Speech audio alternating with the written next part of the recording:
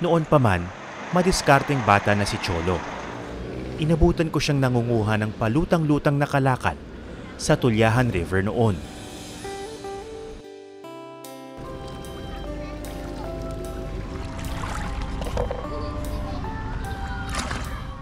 Ano yung mga kinukuha mo sa tubig? Yung mga sibak po. Para mga plastic? Oo. Dinadampot ko lang po pag nakikita ko na lang po. 13 anyos pa lang ang bata.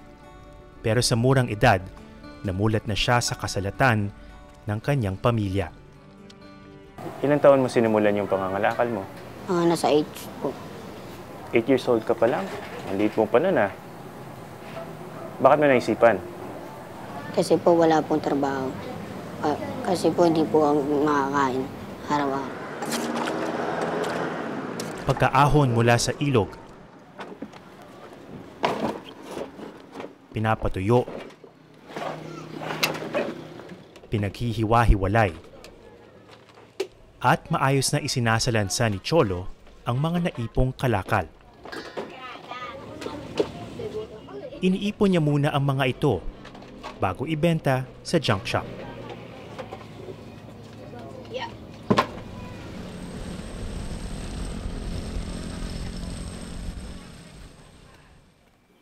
Isa't kalahati po sa 40. May naitabi pa siyang pera, kaya dumiretso sa tindahan ng bata. 127. Bigas po, tsaka dilata. Bigas mo. Pero bukod sa pambili ng pagkain, may isa pa palang dahilan kung bakit porsigido si Cholo ng mga lakal.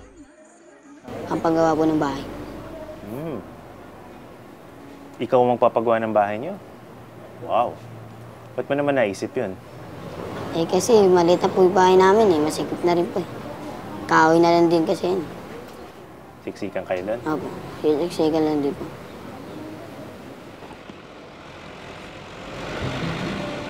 Sa lungsod naman ng Navotas,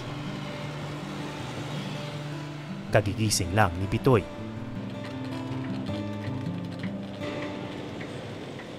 Laman ng kalsada ang 12 anyos na bata.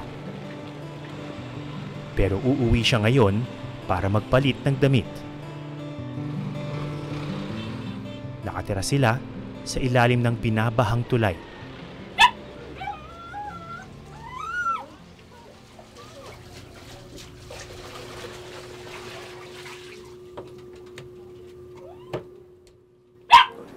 Natutulog ka ba dito sa bahay ninyo? Opo, minsan. Minsan. Pero mas madalas wala ka dyan.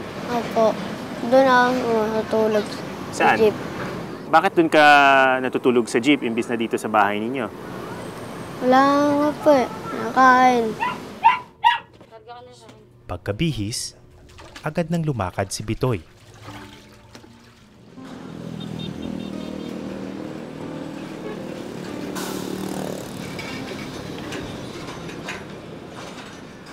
Hindi pa kumakain ng bata at wala rin siyang pera. Saan ka kumikita ng pera ngayon? Ngayon? Fish port po. Labin po. Anong trabaho ang ginagawa mo sa Ang fish hila port? po. Minsan Hila ng mga- nabantay. Magkano ang binibigay sa'yo? Minsan, 50, minsan 20, minsan. Tsambahan lang nalaki doon po. Maraming isda. 300 na.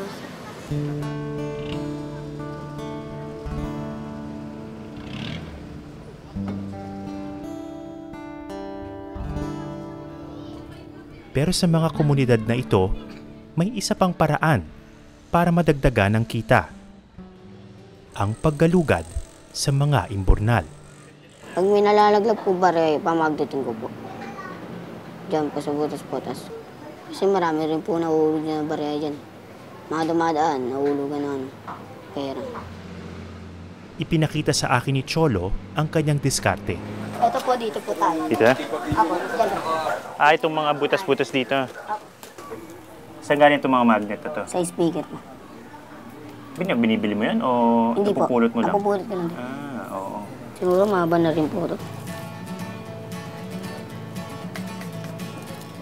Yan po, tatali na po.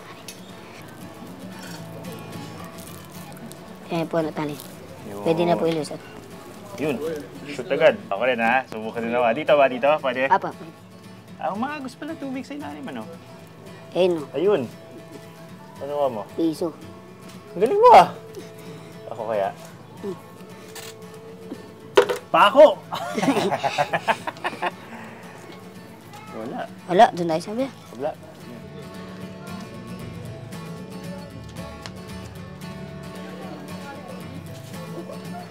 Wala pa rin. Yung Meron ba? benching ko. Wala. Benching ko. Meron? Oh, benching ko. Ayun. Ako nga, no? Yes. I'm rich. Benching ko.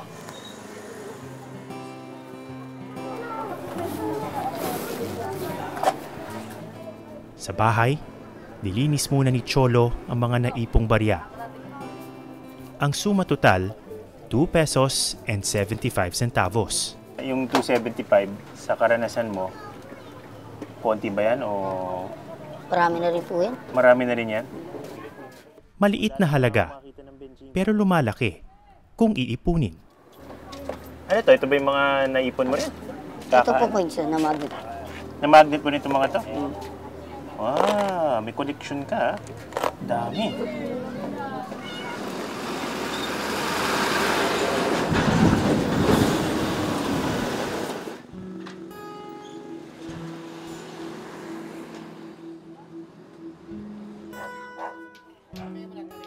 Si Bitoy, sinusuyod din ang mga imburnal sa iniikutang komunidad.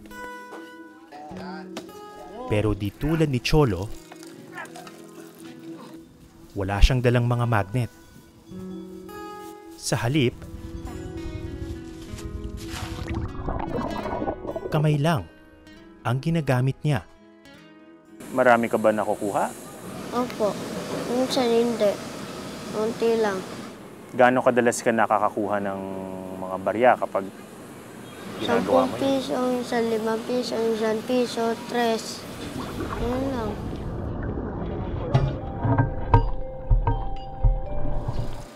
Sa dumi ng burak at tubig, kailangan ni Bitoy mangapa at maghalukay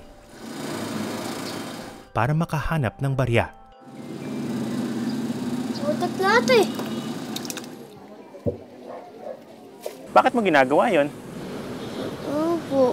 Nakain si Mama, si Papa. Tapos kami. Lahat kami. Yung mga tigpipiso ba, 2 piso, 3 piso, importante ba sa inyo yun? Opo.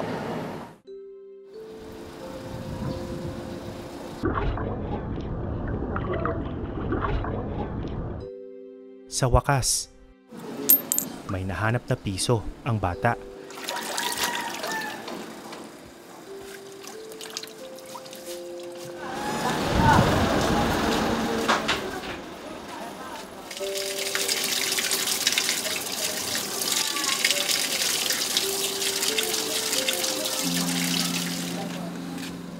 Sapat lang para bumili ng isang supot ng tubig.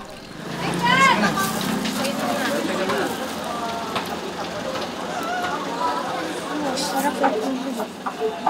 Nabusog. Masaya kang nakakuha ng piso. Maraming salamat sa panonood ng Eyewitness, mga kapuso. Anong masasabi niyo sa dokumentaryong ito? I-comment na yan at mag-subscribe sa YouTube channel ng GMA Public Affairs.